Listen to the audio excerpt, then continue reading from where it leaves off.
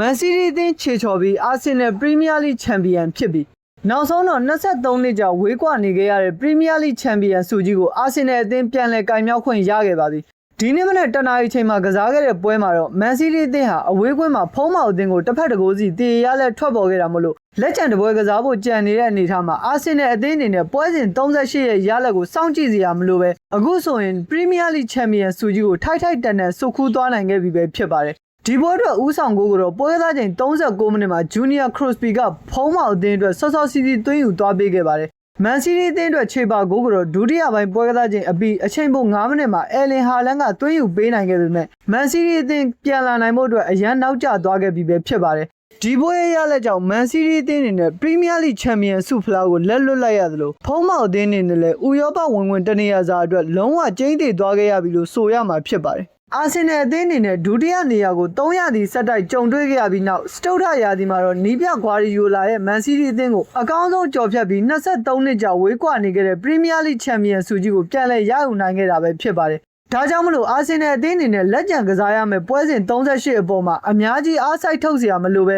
မေလ30ရက်နေ့ည10:00နာရီခွဲအချိန်မှာ PSG အသင်းနဲ့ကစားရမယ့်ချန်ပီယံလိဘောလုံးပွဲအတွက်ကစားသမားတွေကိုအနားပေးချိန်ရရှိသွားခဲ့ပြီပဲဖြစ်ပါတယ်ပရီးမီးယားလိချန်ပီယံဆုကြီးကိုရရှိသွားတဲ့အာဆင်နယ်အသင်းအနေနဲ့လည်းသူတို့အသင်းသမိုင်းတစ်လျှောက်လုံးဝမရဘူးတဲ့ဥရောပရဲ့အမြင့်ဆုံးသောဖလားချန်ပီယံဆုဖလားကြီးကိုလည်းပထမဆုံးအနေနဲ့ရယူသွားနိုင်မလားဆိုတာကိုတော့ကျွန်တော်တို့တွေဆက်လက်စောင့်ကြည့်သွားရတော့မှာပဲဖြစ်ပါတယ်ကျွန်တော်ဗီဒီယိုလေးကိုကြိုက်နှစ်သက်တယ်ဆိုရင် channel လေးကို like follow subscribe လေးလုပ်သွားပေးကြပါဦးဗျကျေးဇူးတင်ပါတယ်